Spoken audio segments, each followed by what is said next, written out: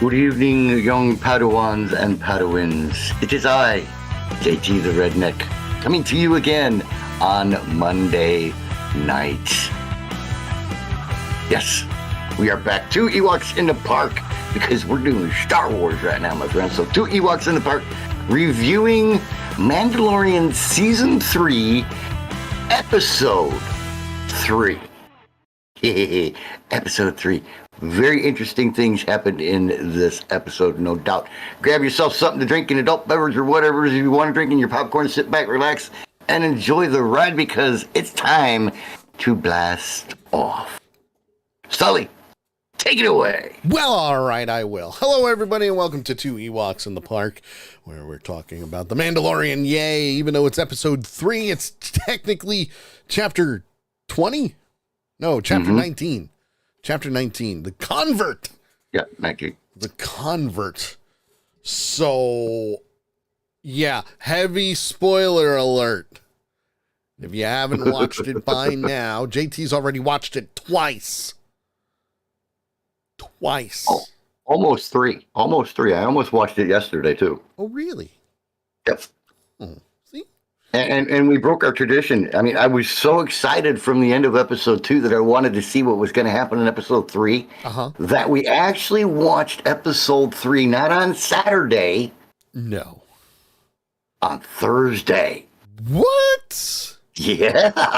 Who are you? Not just me. Kay wanted to watch it just as much as I did. No. Yeah, she's really getting into Mandalorian. I'm telling you. Who is she? I don't know, but I am trying to convert her, and I think I'm making progress. How's that working out for you? So far, so good. She hasn't stabbed me with a lightsaber, so we're okay. All right, well, that's good. You know, that is, practical, because, right. we don't want that. Right. Lady Death says, take 2. Yes, take 2. I forgot to change the titles. So, yeah. But it's all good. I changed them. They're all updated. We're good to go. At least I hope, anyway. So yeah, lots of lots of things going on. That's for sure, my friends. There's lots of things going on because, boy, just a little bit, just a tad, just a tad bit. If you don't remember, what do you mean there's no sound? What do you mean there's no sound? I got sound. Did you mute yourself? Hello? Testing 1, 2. Reload. Yeah, no, I'm not getting any sound on my end either. Let me reload real quick. I'm not muted. You can hear me. I've got my mic moving. My meter is going. I'm not losing it. I had sound coming out of my phone. No sound. Yeah. I've got sound coming out of my phone.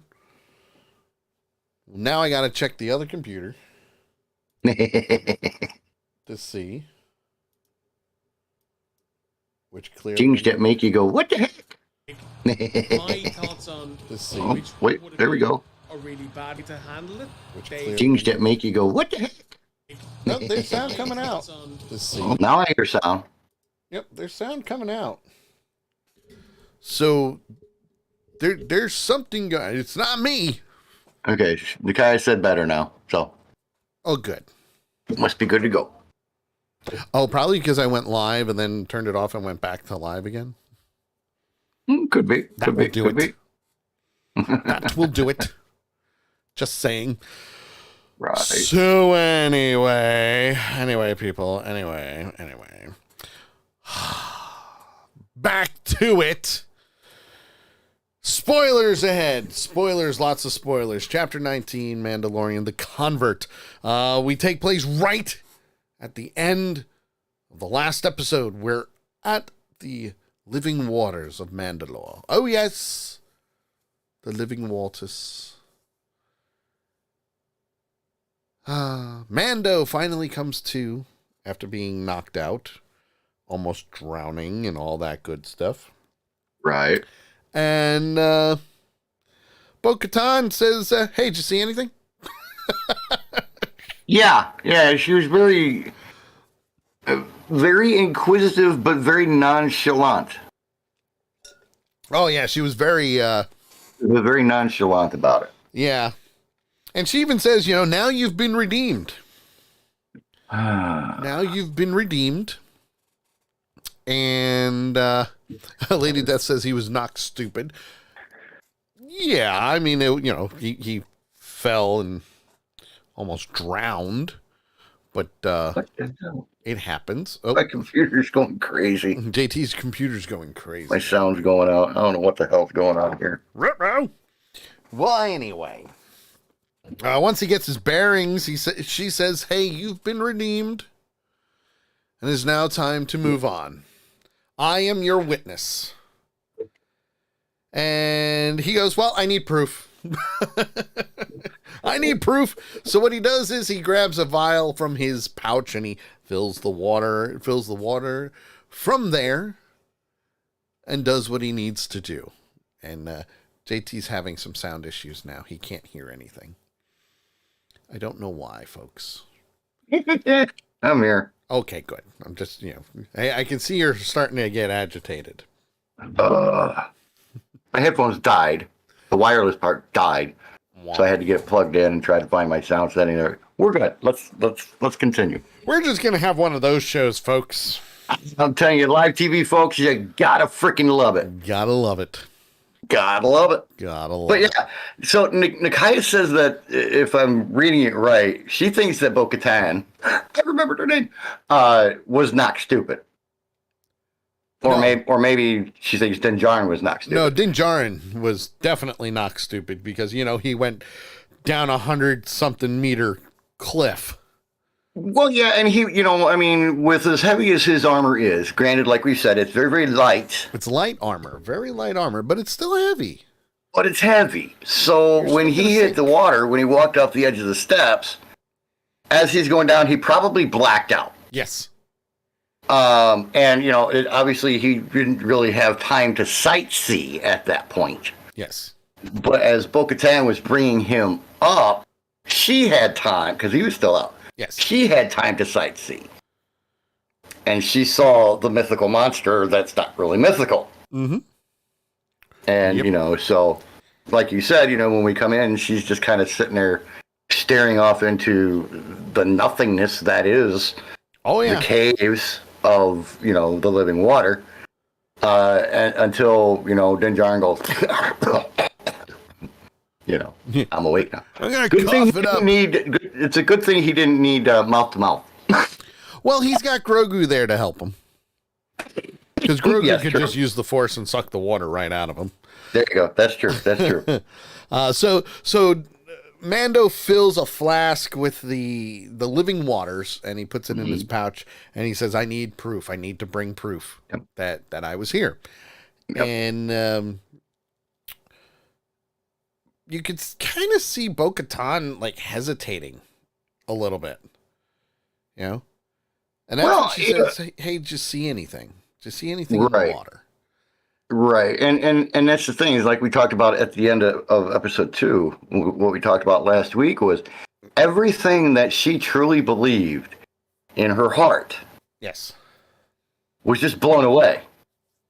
Yes. Well, because she was brought up as this is all myth. It's fairy tale stories, that kind of thing. We do the rituals for our people, but as individuals, as the royal family, behind closed doors, we don't really believe it. It's myth to us. Yeah, and that's what she kept saying. Even when she was reading the plaque and everything. Yes. So all her thoughts, everything that she was brought up believing, was just thrown into question by seeing that creature. Yeah. Holy crap. And this creature is real. Well, yeah. I mean, she saw the mythosaur, but he didn't, because as he was going down, he said, "All I saw was the chasm, and that was it." Yeah. And it's interesting, and like I told you on chat, she went totally different way than I thought she would. Yeah, and there's a little bit more going on to that too. And the only Okay. reason why I say that is because of the way she replied to certain things. And one of the things that she said was, one, the chasm was not always that deep.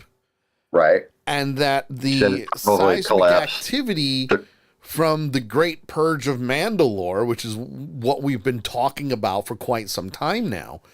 So basically, the bombing of Mandalore Yeah. caused it to collapse. Pretty much changed everything, and then she keeps asking him if he saw anything down there. Right. And he kept saying, no. He kept specifying that he didn't, Oh, it's out. but she kind of went into a little bit more detail. Like, did you see anything alive down there?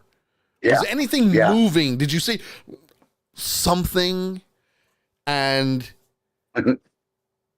he doesn't know. He's really confused at that. So you could see she was very hesitant and backed off a little bit from the questioning. Mm-hmm. And then he says, they got to go. They got to leave.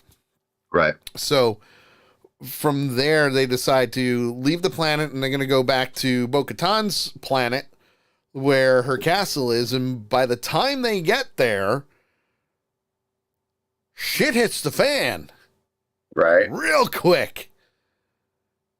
Because not only are they going to pick up the N1 Starfighter, so, Mando and Grogu can go back to where they need to be, Mm-hmm. but at the same time, they're starting to get attacked by TIE interceptors.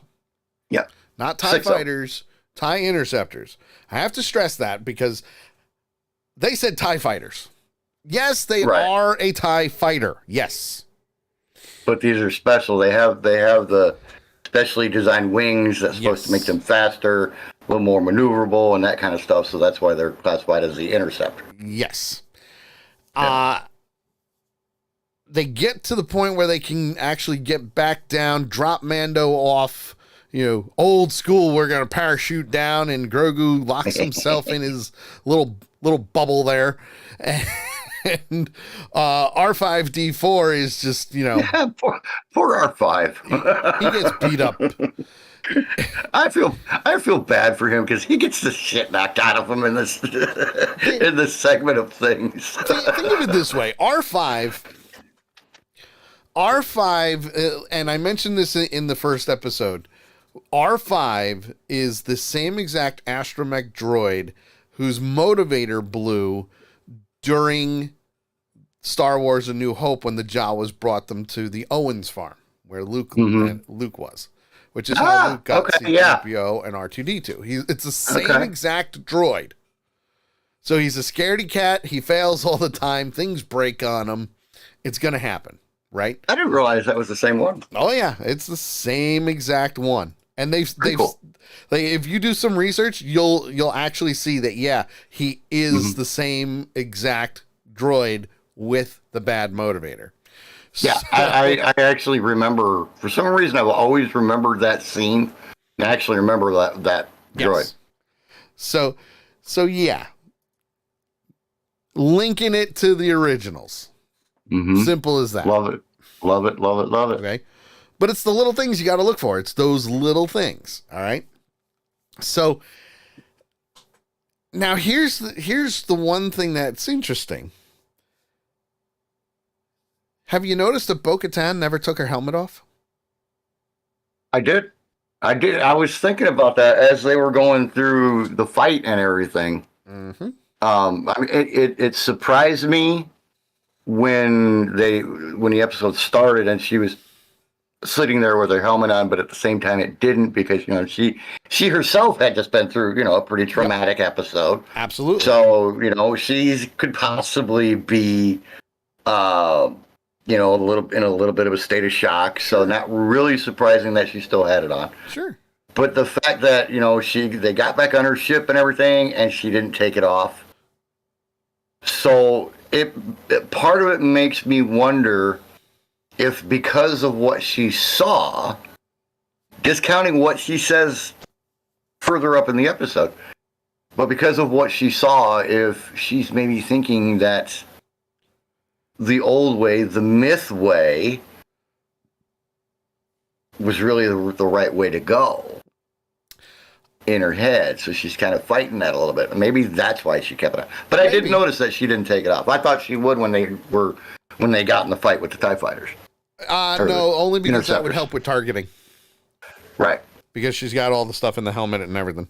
But as they're being attacked by these TIE interceptors, Mando makes it down to the N1 starfighter, and he's like, "Listen, it's going to be risky nonetheless. They're taking out TIEs, but they're outnumbered. It's all of these. They need to get to the N1 starfighter, so he can at least help out from the outside and do whatever he needs to do." So he also says, "Wait a minute. What the hell's going on here?" And she replies, "Well, I pissed off a lot of warlords." Yeah, well, actually, I think he said it that you piss off people when you steal their stuff, and I loved her reply to it was because she goes, "Now you tell me." Yeah, I'm like, really, Mo? Come on. Yeah. Well, as that's all happening, now we're seeing a dogfight. Mm-hmm. There's more TIE interceptors coming in. So, and I have to tell you this. You pissed me off. Why did it piss you off?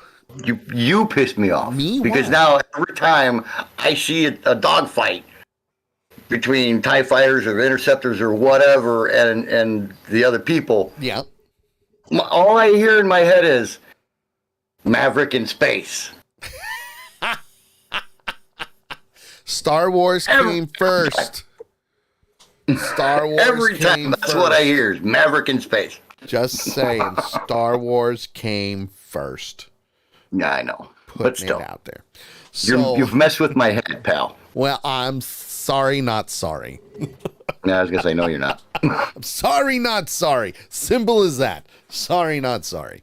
So, as this dogfight is happening, clearly TIE interceptors are being blown out of the sky, which is good. They're using the water, they're using the rocks, they're using whatever they can to their advantage. They're coordinating their attacks between the two. And then we see some smoke coming up from the mountains as they're still fighting. And now we see TIE bombers going after the castle. And they start dropping bombs to not only take out the castle, but take out the surrounding areas and take them out. So now we have TIE interceptors and TIE bombers around. Now, mind you, these TIE fighters, they're short-range fighters. Mm-hmm. Where did they come from? The question is, where did they come from? And it's a damn good question. It's a very damn good question. Where did they come from? Because there was no Star Destroyer in sight. None. Right. And we know the Star Destroyers can reach the planet. We've seen it. In books, comics, video games, and the movies, we've seen Star Destroyers in the atmosphere.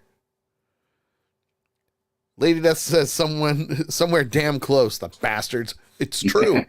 It's true. So where did they come from? That's the first question I said. I'm like, whoa, wait a minute. Where did these TIE fighters come from? Those are short-range vehicles. You don't get lost as part of a convoy near a Death Star type of thing. You're from the Death Star. So the question becomes, where did these guys come from? Now, as they're still fighting and they see that the damage has been done, they decide, all right, well, you know what? It's time to go. They take out as many TIEs as they can, and they get off planet. And the first thing Din Djarin says is, we're going to someplace they will never find us. We're going someplace they will never find us. So she's got Grogu and R5, and he's all by himself, but they're flying. They're going, you know? And we know just from what we've seen so far, we know he's going back to his tribe. We know he's going back to his clan because that's where he needs to go anyway. Lady that says the dark side of the moon. That's no moon. That's a space station. And that got blown up twice. Just saying. Just saying. So in a lot of ways, the beginning of this episode, ooh, nail biting. Nail biting. And then it takes a turn. And I think you kind of need that because the last couple of episodes, there was a lot of action in those episodes. I'm telling you, man, it's been, you know, excuse the old expression, but it's been balls to the walls damn near since the start of this. So far, so good, right? Yeah, loving it. Loving it. So far, so good. You know? So now, as things are going through, we're going back to a planet that we haven't seen in a while. A planet that we haven't seen in a long while. We're back. What planet could that be? We're back on Coruscant, the home of the Old Republic, the home of the Empire, and the home of the New Republic. Interesting. And we see a very familiar face. We see Dr. Penn Pershing. Now, for those that don't remember who Penn Pershing is, think about going back all the way to season 1, because he was the doctor that was doing the experiments on Grogu. Right. And why he needed Grogu and his blood samples and everything else like that for something that was going on in the background, which, fast forward to season 2, we find out is the cloning project that the Geonosians were the ones who created the Death Star. What the fuck? I can't remember their damn name. Kamino. The Kaminoans. And they're the ones who created the clones.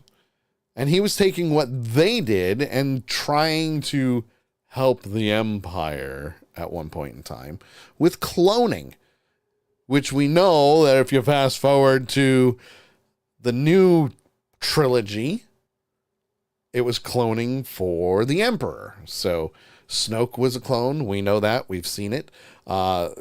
Some older bodies of Snoke, body parts. So we know something is going on, and we know we're tying it together. Okay? Cloning for the clones is gone. But while we're on Coruscant, we see him speaking at the Galaxy's Opera House, which, if you don't remember that was in Revenge of the Sith, where Anakin was getting told the story of Darth Plagueis the Wise. That's the Opera House. That's where they were. So they were talking about how Penn Pershing, a former Imperial scientist who once worked for Moff Gideon, is now a part of the New Republic's amnesty program. Right. Also known as Rehabilitation Center for Your Bad Thoughts. That's the best way I can put it. It really is. Well, yeah. You know, let's get the bad programming, which is basically what it is, because they were all damn it, I can't think of the word. Evil? They were all kind of mind wiped and programmed in the ways of the Empire. Yes. So they had to get that out of their head and bring in the new with, you know, being a regular person kind of thing in the New Republic. Yes.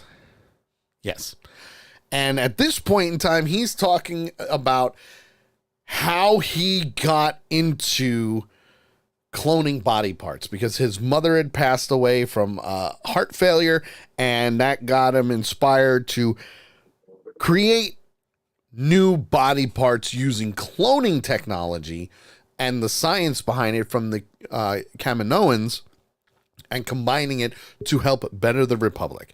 And there were cheers. There were cheers going on left and right. And then, of course, afterwards, all the socialites were, "Oh, Dr. Pershing, how nice to see you. What you said was just fantastic. Oh, my God, it's so good to finally meet you." That type of thing. Which for many of us is, we're like, he's screwed. Right. He's screwed. But yes, in a way, what he was talking about would actually, in fact, help with the Republic and people dying or, maybe losing a limb. Instead of using cybernetics, you can use their own body parts, that type of thing. Yes, it would, in theory, in Star Wars canon, help. It would. Lady Death says, maybe I need to try that. I have bad thoughts on a normal basis. We all do. But right. Afterward, he's brought back to Amnesty Housing. And, the taxi driver was a droid, clearly, just keeps talking to him. Without looking where he's Without going. even looking. His head's turned around and facing him. Yeah. Telling him, hey, you should go see this. Hey, you should go see that. You should go see the Sky Dome Botanical Gardens. Yeah. Or the Holographic Museum of Extinct Animals. That was one of my favorites. I'm like, right. What animals are extinct in the Star Wars galaxy? Clearly not the mythosaur. Because, whoa, that thing was huge. That had a big head. Anyway. And, when he finally gets to Amnesty Housing, because that's where he's currently living, he meets up with other officers that are part of the Amnesty Housing. And you notice how they don't go by names? Mm-hmm. They go by occupation and number. Yes. So, for example, Amnesty Officer M34. What did he do? Oh, by the way, all these Amnesty officers are all former Imperial officers in some way, shape, or form. If I remember correctly, M34, Amnesty M34, he was just a regular officer, right? They go by bingo numbers. You're not wrong. But there's no L in bingo. It's true. Unless it's Bing Blow. Or Bing Glow. And there it is. So, as they're all introducing themselves, they come up with Amnesty Officer G68, who Dr. Pershing recognizes as Moff Gideon's main communications officer. Oh, well, let's see what's gonna happen here. Right. So they start talking. They, talk about, exchanging rumors of things, which is perfectly fine. You're more than welcome to do that. They don't say no to that type of thing. But they also mentioned that Moff Gideon heard a rumor that Gideon had escaped on his way to a war tribunal. So he was going to be tried for his crimes, not just for the whole cloning thing that Dr. Pershing was a part of, but for kidnapping Grogu, attacking a Jedi Knight. Although, did he really attack a Jedi Knight? I mean, Luke Skywalker pretty much just wiped the floor with all his, soldiers. Attempted attack on a Jedi Knight. There you go. Attempted murder of Grogu. Fantasy attack on a Jedi Knight. There you go. There you go. Fantasy. But they couldn't prove right or wrong. They couldn't prove that it actually happened. It's just a rumor.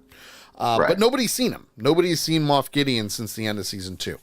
I personally think he is going to be back, and I think he's going to be around. I think some of the things that are happening may also lead into the Ahsoka series that we have yet to see. I believe it's coming out this year, though. And one thing that we have to remember about that is that's also going to tie into Star Wars Rebels. So we may start seeing a mesh of connections going on, whether we like it or not. So, well, and the fact that they actually brought him up in this episode, specifically with the rumors stated by the two guys, I heard he escaped while he was being transferred to the trial. And the other guy said, well, I heard that he was attached to a star flare or something like that, or he was chained to a star or something like that. Yes. The fact that they brought him up the way they have and put the multiple scenarios out there, I would have to agree with you that I think he will be coming back into the series somehow. I would have to agree with you only because if we really look into it, if we go back to what was it? Book of Boba Fett. I'm pretty sure the armorer told Din Djarin that she doubted that they would actually kill Moff Gideon. Right. Well, and if you think about episode 1, where I keep wanting to call him Lando, the city's mayor, whatever the hell his name is. You want to call him Lando? I do. I can't think of his name, but the guy that's the supreme ruler or whatever of the city. The High Magistrate. Yeah, him. Hey, come on, I'm a redneck. Give me a break. He was brought up there also when they were talking about how his previous police chief was recruited after she turned Moff Gideon over to the New Republic. Yes. So that's twice that he's been brought up in 3 episodes. Yes. And you're thinking of Kreef Karga. Kreef Karga.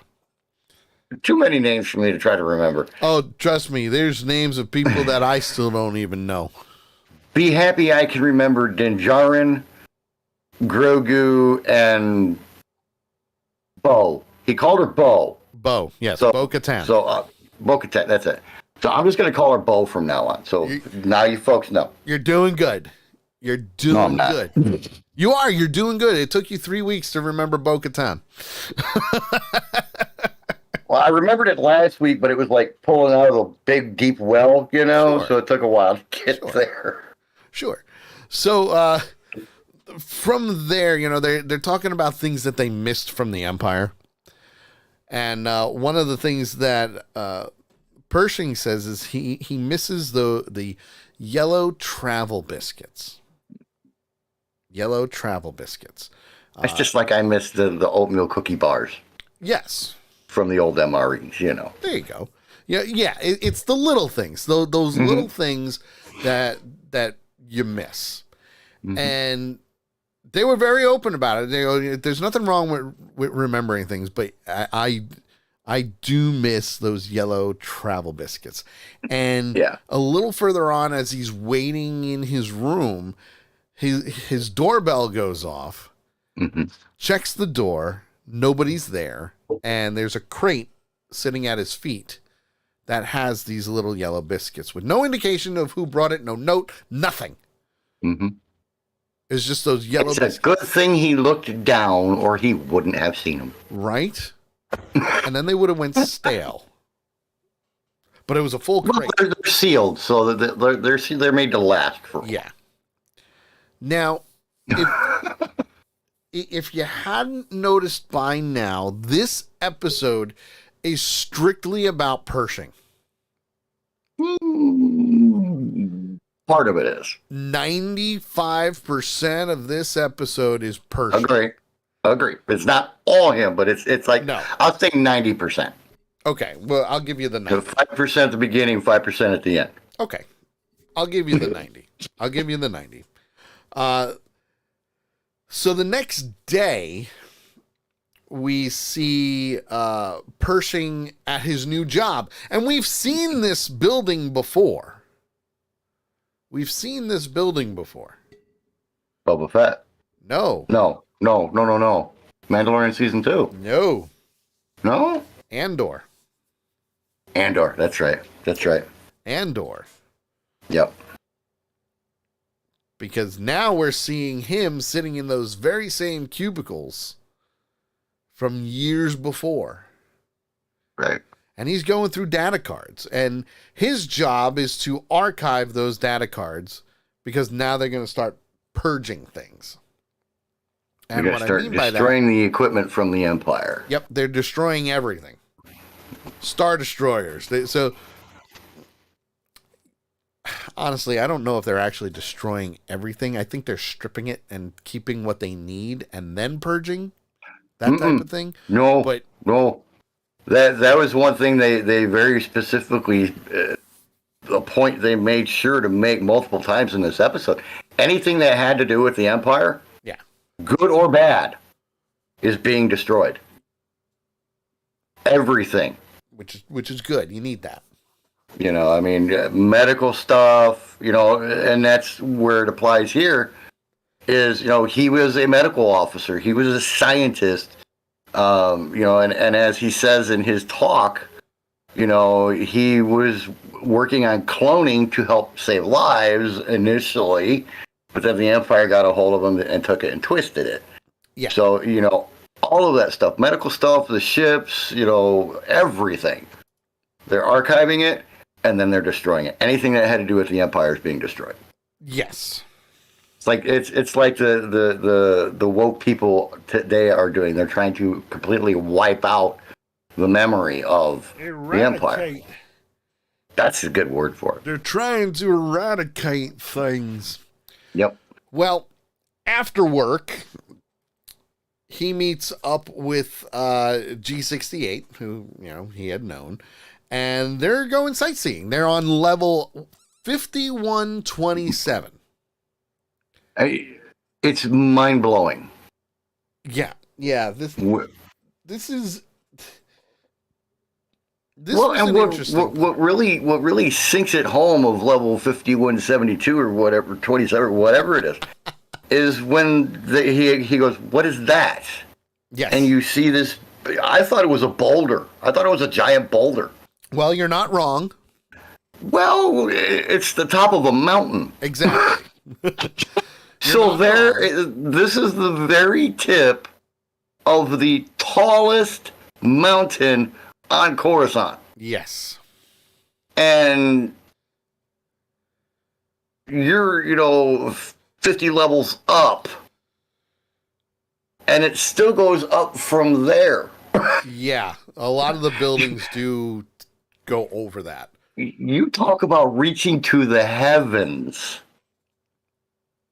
You look at in some of the scenes where they show the lights of Coruscant and everything. Look at how tall some of these freaking buildings are, and they're, you know, this mountain is, let's just say, is as tall as Mount Everest. Yeah. You know, and they keep going up 100 stories from there. Which just goes to show you what type of weather they actually have, because those buildings would have been blown over long time ago. Oh yeah, and you know they're in some kind of a covered and controlled environment. Oh yeah, it's all controlled. But I mean, to truly picture that in the mind is mind blowing. It's crazy, and when you think about it. If you think about it, even with Attack of the Clones, right? Mm-hmm. When Luke and Obi-Wan crash landed a pod, a speeder pod, onto a street, that wasn't even at the surface. They weren't even at the surface. Right. So it goes to show you how big the city planet really is. Yeah. You know? And, which is why they call it the center of the universe. Well, yeah. I mean, really, it is. I mean, So, a trillion permanent residents. That number stuck out to me. A trillion permanent residents. yes. Yes. Which That's can be a very big freaking intimidating to number. people, if you think about it. That can be Mhm. very intimidating. Well, that's 3 times plus the population of the United States. Yeah. Oh, yeah. So, I mean, come on.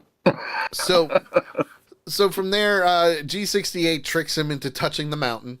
And obviously security droid comes over and scares the living crap out of him. So she's laughing and having a good time with it and offers to buy him a new photon fizzle because, she did what she did. She played that little prank on him.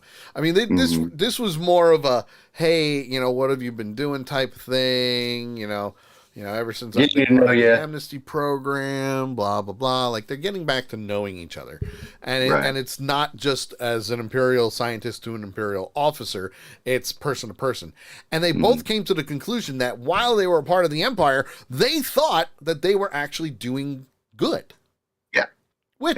Which, don't get me wrong, I will be the first one to tell you, as a Star Wars fan, some of the stuff that they were probably doing, yeah, it probably was going to be good and benefit people in the Empire. But 99% of it was bad. So I would say it was the way they went about it was bad. Yeah. Because let's face it, cloning, yeah. I mean, why are you going to play God? That type of thing. The Kaminoans already did it. It's a good question. You're done. So then we see a couple of different scenes, all pertaining to Pershing, being interviewed by a parole droid. It looks like he gets interviewed every day. From the looks of it, like you have to go and actually get interviewed by this parole droid because they don't really give like a time frame. Yeah, I wouldn't think that it would be an everyday thing since he's been released from the Rehabilitation Institute. I would say maybe a weekly thing. Yeah, maybe. Once a week, because, I would say it takes a while to get pissed off at somebody, but, it could be daily because it doesn't take long. Yeah. And while he's interviewing, now the first interview, obviously, he's just answering questions. But the second interview, when he comes up with this droid, he asks the droid if he would be able to research his former work on his own time. And the droid replies with, no, it's illegal against the Coruscant Accords. Right. So anything pertaining to cloning and cloning research is outlawed. It's banned. You can't do it. I believe, hold on, let me, on the Coruscant Accords, it says Section 13, subparagraph 7 has prohibited research of cloning and genetic engineering. So that tells you right there, don't do it. Don't do it. Which is bad. So he's at his cubicle and, well, actually, before that, he gets back to Amnesty Housing and he talks to G68 and says, I want to continue my research and he would need a mobile lab. Right. And she says, what if I told you I could do that? What if I told you that we could potentially get the things and do what you need and you'd be able to practice your research and continue to do what you need to do, But here's the catch. Here's the catch. Here's the pin in the balloon. Here's the stick in the mud. Mm-hmm. Here's the wolf in sheep's clothing. We have to go outside our designated area in order to do it. Yes. And there's always a but. Well, yeah. I mean, you would think there's a but, especially since they're in Amnesty Housing, and with that, they would have to obviously do some things that they don't necessarily want to do or need to do because they would be breaking the rules, breaking the law, and violating parole. It's basically what they're on is parole. So she says sleep on it and leaves him. And while he's at his cubicle, he's asking about all this equipment, and he sees a lot of the equipment that's going to be getting destroyed. And he kind of says, well, I could put this to good use. Mm-hmm. I could put all of this to good use. And this is good equipment. This is things that could be helpful to the New Republic. yeah. And what he would need to do is he would need to put in a request to get all of that decommissioned Imperial equipment and basically start his research all over again, which, fine. He believes he'd be helping the Republic. He does. Right. Do I think so at this point in time? No. No, I didn't. No. I really didn't. I even said while I was watching the episode, I don't trust her. No, and that's the thing for me too. I tried to talk about it prior to air, but you said no, we're not. Yep. I want to talk about it in the show. But no, I didn't trust her in the other episodes that she was in, where she was a Empire officer. Yes. So, all of a sudden she shows back up again. She's in the rehabilitation and the amnesty program. Sorry. Yeah, I still don't trust her. There's just something about her that I don't think I would ever trust her. Yes. I don't know why. Can't explain it. It's one of the things you can't explain. Can't explain it. Can't explain it, but it's there. Yes. So, she kind of winning me over a little bit, but not really. When she took him on the walk and the tour of the city kind of thing, and bought him the lollipop and played the trick on him and all that kind of stuff. Yeah, I didn't she kind of make it into a little bit iffy. But by the end of the episode, no. That's all I'm gonna say. I wasn't trusting her at all. Yeah, no, there's just something. There was just something like, It's like seeing Darth Vader and going, "Hey, he could be a good guy. Do you think he changed?" Well, I mean, he did eventually, but we fast forward, to another parole meeting with his parole droid officer, and he even asks, hey, is our main objective to help the Republic? And the droid says yes. Yes. An affirmative yes. And then he asks whether it could basically supersede everything that they do. And the droid also says yes. Yep. So helping the New Republic, basically all his questioning, everything that's going through his head, he's saying to himself, this could help. This needs to be done. I'm going to do it. Where do I start? Right. And that's when he gets back with G68 and basically tells her, this is what I need. I need a mobile lab. I need this. I need that. I want to be able to work on my research in my apartment. Right. Bad idea anyway. Right. Yeah. Not the smartest thing to do, but, And here's the thing: is she made the comment to him when they were sitting at the table. Yeah. That, or it was either at the table or the meeting after that, where she was saying, we got in trouble because we've followed what we were told. Yeah. And not our guts. Yes. And she planted that in his head. And she used it on him again. Yes. Just before he went to her room and says, let's do it. Yeah. You know, you got to follow your gut, and most times that's a good thing. You know, your gut can. My gut has saved me more times than I can tell. You know, but in this case, it's going to do nothing but get him in trouble. Yes. And he even got to the point where he's telling himself, I'm doing this for the Republic.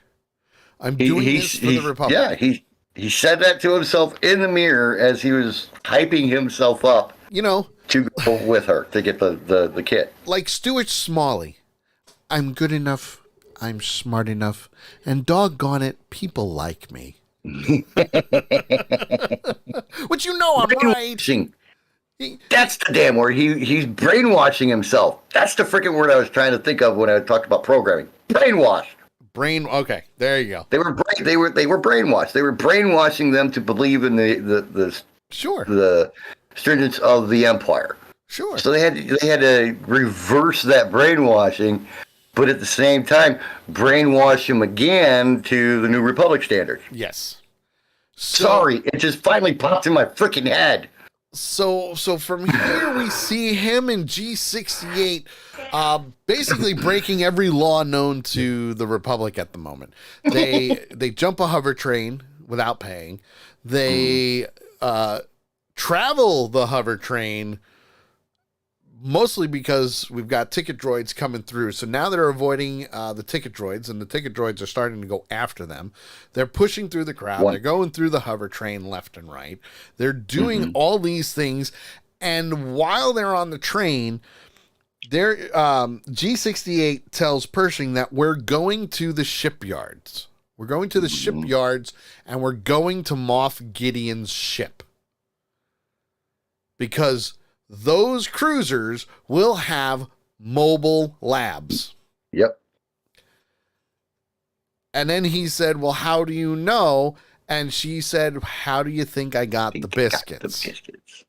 So now we're seeing this big rush, and we're getting to the end of the hover train, and that's it. There's nowhere else to go. You're either going to climb up or you got to jump off. And they get to the point where the two just jump off. They jump off. They slowed down enough where they could jump off and not get hurt. Well, they had a nice soft landing. They did. They had, I mean, she'd done this before because she knew where to jump. Yep. To have that nice soft landing. And when to jump. Yeah, exactly. So, after they jump, they're down, they're off the train. G68 finally identifies herself as former communications officer Elia Kane. That's Elia Kane. And he introduces himself as Pen Pershing, scientist. Right. One thing I've mentioned many a time since we've been doing Mandalorian. Yep. That I love how they show the true human side. Yes. Of these characters. Yes. And if you saw or paid attention to Pen Pershing's reaction when he saw the Star Destroyer. Yeah. It was like, whoa. It was one of those things where, you grew up around this thing. It was your life for so long. And then you're away from it from a long time. And suddenly, there it is again. Yep. And you're just like, oh. All the memories come flooding back and, and all that good. So I don't mean to take up a lot of time, but I love that they do that. Yeah. I really, really do. You really get a sense of, hey, let's bring this to the real world type of thing. Yeah, the real, true human side that everybody can identify with in one way or another. Yeah. So Elia Kane gets them on the ship, gets him to a lab, and he starts taking the equipment that he's going to need, puts it all in a box because it's a mobile lab, and he's ready to go. Ready to bring it with him, do what they need to do to get back home. They hear movement, they hear clanging, and now they're being chased. They don't know by what, but they're being chased. So now they're trying to get off the ship as fast as they can. They get to the bridge to get out. To the other side of the bridge. And they're spotted by an airspeeder. And this is where I flat out said I knew it. It took me a second because the lights came on, the cops came out from behind, obviously it was a setup. Yep. The cops come out from behind the crates that they were hiding from behind and everything, and they say, blah, blah, blah, Penn, whatever your freaking name is. Penn Pershing. You're under arrest. You're under arrest. But they didn't say nothing about G65. Nope. And he looked at her. He did. He looked at her, and he looked back, and they had him put his, don't put your hands up. So he set the box and the flashlight down. And she picked the box up and walked right past him. Well, the look it was that such she a gave disheartening him. look. What'd you say? It was such a disheartening look. It was. You know? And it was really weird because it was very disheartening, but at the same time, it kind of seemed like she was fighting herself a little bit too. Yes. She picks up the box and the flashlight and everything, and she looks at him and goes, and it turns around and walks away. But there was something about that look. And here's the thing. I haven't said anything about this yet, but all the interactions between the two of them. Oh, yeah. Maybe it's just me, but there almost felt like there was a little bit of sexual tension there too. No, There was a little something other than the fact that she was going to betray him that we all know now. Yeah, I wasn't But it getting seemed like that. there was something else there. I wasn't getting that vibe. I was getting more of a, I got to know this guy. He's actually really not a bad guy. I can't believe I'm doing this type of thing. Mm-hmm. That's what I was getting from. Yeah. Yeah, I guess we could fall into that category instead of the. I mean, there was just something there besides the betrayal factor. Yeah. And that you saw when she gave him that look. And he was shocked. He was like, I can't believe you just did this to me. Why did you do that? Right. And walked away with all this stuff. Well, and then they jumped to the what do you want to call it? The re-brainwashing station. It is called an adjustment room. Yes. You get to the adjustment room and they're sitting there and he goes, and he tries to explain to the guy what he was trying to do. And he's like, no need. G65 has already filed the full report. Yes. And that's when he steps aside and they reveal her behind him. Yes. Watching. And not moving, just a statue. Watching. And yeah. I love that the technician was a Mon Calamari. He was a Mon Calamarian. And he's reassuring the guy that it's a 602 mitigator. And he's like, no, it's not. We use these on the Imperials. We know what this does. And he kept reassuring him, listen, this is just to help you. It's just, right. It's not going to hurt you at all. It's the same concept, but through experimentation, we discovered that at very low levels, it can be helpful. It can be very helpful. Yeah, you'll be relaxed. You'll be nice and calm. Yeah. I mean, just that right there is like, because I love how he could. It's funny because I can't remember freaking characters' names, but I can remember the fact that he kept calling it a mind flare. Yes, the Mind Slayer. It's a Mind Slayer. I can't remember G65, but I can remember Mind Flare. No, Slayer. Slayer, not Flare. Mind Slayer, Flare is the same thing. It blows it up. It's done.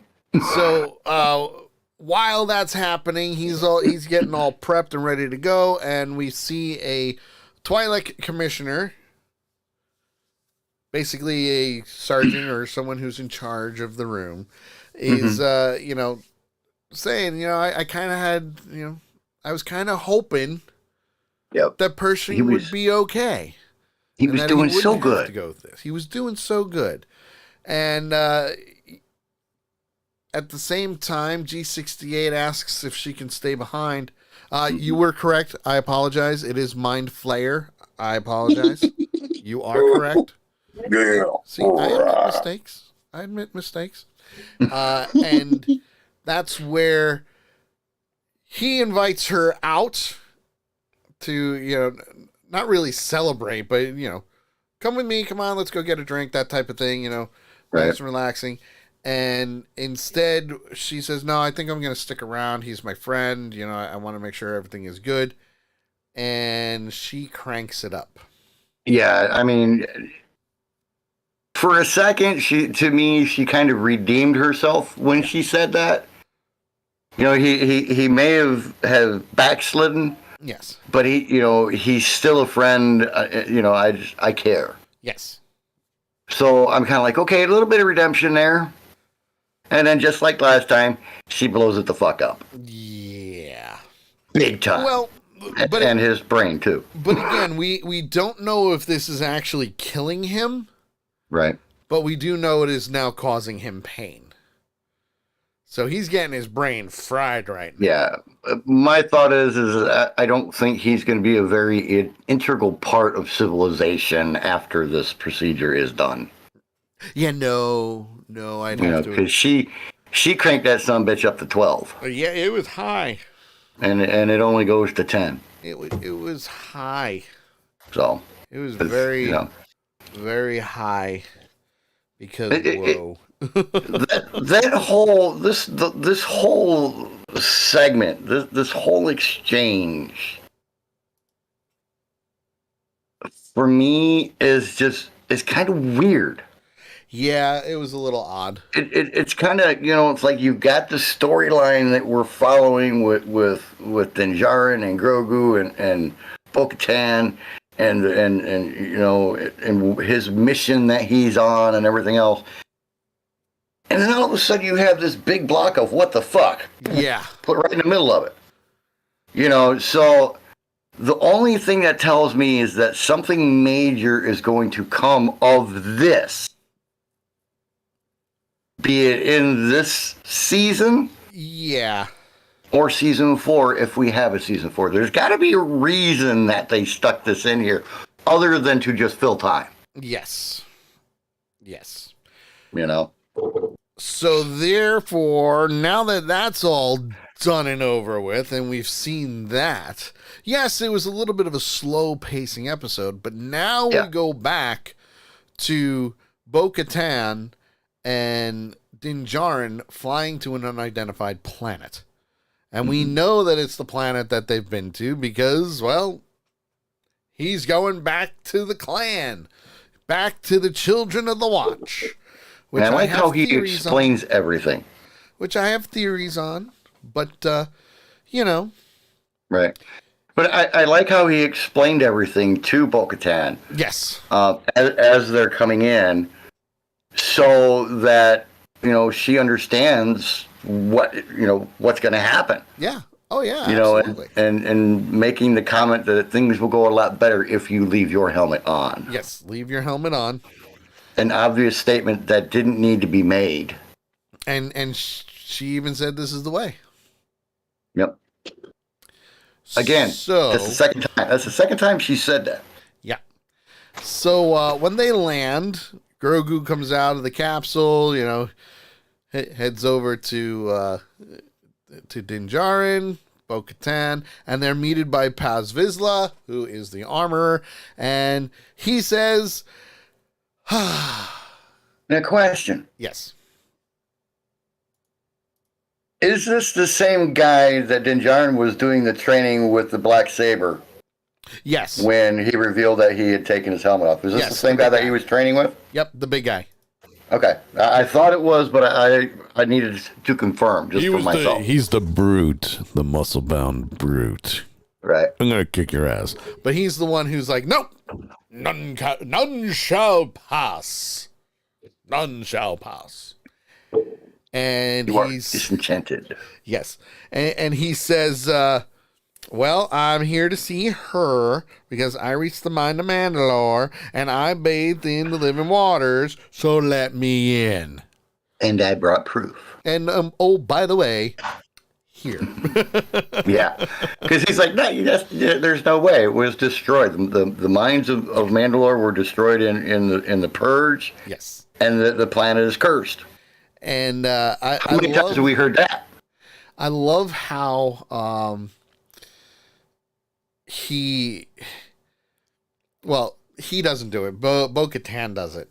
She says, "I'm his witness. I was there." I was there. Yep. And that way, you know, no lies. And Vizsla says to her, after addressing her as Night Owl. Now, for those that don't know, shame on you, but Night Owls are an all-female force of Mandalorian. Kind of like the Valkyrie from Thor. In the Avengers. Yep. You know, all-female, best of the best. Okay? Well, and kind of like the Royal Guard and Black Panther. Yes, All female. absolutely. So, you know, she introduces herself as Bo-Katan of the House of Kreese, which is true. You have also fallen from the way. Yep. Oh, yeah. What a dick. Which, at the same time, is it really? So, he proves that they were in the waters, and she tells the story of how he fell, and she went in after him, pulled him out, so she had bathed in the waters too. And the armorer is there, and she tests the water and says, "These are the waters, the living waters. He was there. You have now been redeemed. And oh, by the way, Bo-Katan, so have you." Well, and that was the cool part to me. Because nothing says that, other than the fact that she was there as a witness, nothing says that the armorer had to include her in this. No. And Bo-Katan even said, "Well, what if I don't want to be redeemed?" Yep. And she goes, "Did you bathe in the living waters?" "Yes, I did." Yes, she did. "Have you taken your helmet off since then?" And that was a vital question that you asked at the beginning. Or a vital statement that you made at the beginning, that she still hadn't taken her helmet off. Yep. And she says, "No, I have not." Yep. And that's what the armorer says. If you want to, you are, or you can be part of this family, this clan. Yep. And you can leave whenever you want. But until you do, you are part of our family. Yep. Children of the Watch. You are a member. And but also lets her bring- leave. She can leave at any time. Right. And to bring her in like that, or to offer to bring her in like that, to me, is just amazing. Yeah. You know, I mean, that would be like, to apply it to modern day, that would be like Ukrainian soldiers accepting a Soviet tank crew into their ranks without any problem. Right. It's just not something that you see happen, especially when it is from a clan that you fought against. Well, she was originally a part of Death Watch, which I have a theory on. And we'll get to it shortly, Right? Because we do have to wrap it up. Yeah. You know, so at the end, it centers on the Mythosaur skull, which is on the wall, and that's it. The episode's over. Okay. Now, here's one of my theories before we get into our ratings, because like I said, we got to get it done. Right. A lot, I haven't seen a lot, but some people that I've seen are saying that this had nothing to do with The Mandalorian. And yes, it did, but at the same time, it didn't. So you kind of need those filler episodes to bring people up to speed on what's going on. This was an episode that is kind of pointing out that the New Republic is a little bit hypocritical.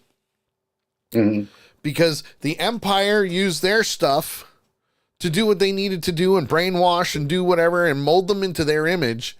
And the New Republic is doing the same exact thing. Right. Have they learned from it? No. We've yet to see. We've yet to see, but no. No. Right. Yeah. The current consensus is no, but we've yet to see for sure. Yeah. So now that that's out of the way, Bo-Katan was a part of Death Watch at one point in time.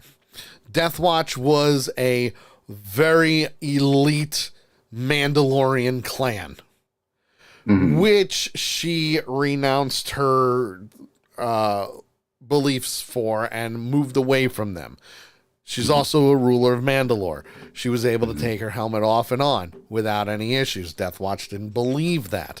However, this is where Children of the Watch come in, because I think that the Children of the Watch are the descendants of Death Watch, which means we Would could make sense. potentially have some more issues later on down the line, especially since The Mandalorian this season is mostly going to be centering on the Mandalorians, their backstory, their history, their myths, everything. Right. Well, and that's why I say that it's rare for her to be accepted into this family or this clan. Yes. Because of the fact that this clan fought against them. Correct. In the Mandalorian Civil War that happened. Yes. So, this was an enemy soldier that we are inviting into our clan. Correct. But again, this was a long time ago. A lot of shit has happened since then. So, yes. Just interesting that she was. Yes, absolutely. Now, with that being said, we do have to get out of here. So, let's do our rating. JT, I went last week. It is now your turn to start. How many Mandalorian helmets would you give it? I'm going to give it 3.5. Okay. Please 3.5. It would have, honestly, it would have been a 4. Oh. But just the way the center of this episode was done. Yes. Just really threw me out. Really? Because, like people have said, this has nothing to do with Mandalore. Well, it does, because these are the people that Mandalore were fighting. Right. And those kind of things. So it does. And, we are talking New Republic and all of this kind of thing. So they're showing, the humanitarian side of the New Republic by bringing these people in, giving them amnesty, retraining them, giving them a purpose in life, and blah, blah, blah, and all that other good stuff. Sure. But the way they stuck it in there, I mean, like we said earlier, they have been pretty much balls to the walls since the beginning of episode 1, and it's been high speed. Yes. For 2.5 episodes. Well, actually, for 2.25 episodes, and all of a sudden it's full stop. And let me tell you, that'll break you back in a heartbeat. Oh yeah, I know. I know.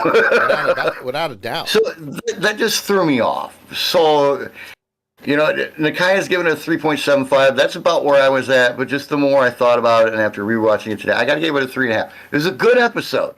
It was a very informative episode, and we see that Din Djarin has finally accomplished what he set out to do. Yes. So what's he going to do next? But just that it was a big speed bump. Yes. In the middle of this whole thing. So, 3.5 for me. All right. Well, I'm not gonna lie. Like I said, this episode was a bit slower. You kind of need that in order to reboot, because who knows what's gonna happen next. I'm in the same boat. I'm saying 3.5. I do think the story was phenomenal. The writing was great. Did it have anything to do with the Mandalorian? Not really. But it is still characters that have appeared in The Mandalorian, and you kind of needed to know what's going on since Moff Gideon's ship was taken over and Luke did what they needed to do. So from there, I have a feeling Wednesday's episode is going to be, I don't want to say off the charts yet. But I think it's gonna be pretty interesting to see what's gonna happen next, especially since we're back. We're back to the Mandalorian. We're back to the Creed, Children of the Watch. Which, if you think about it, in the French version of this, and I'm just seeing this on the behind the scenes notes, this kind of is actually reaffirming my theory. Because in the French version of The Mandalorian, Children of the Watch is actually, in French, translated to the heirs of the Death Watch. Okay.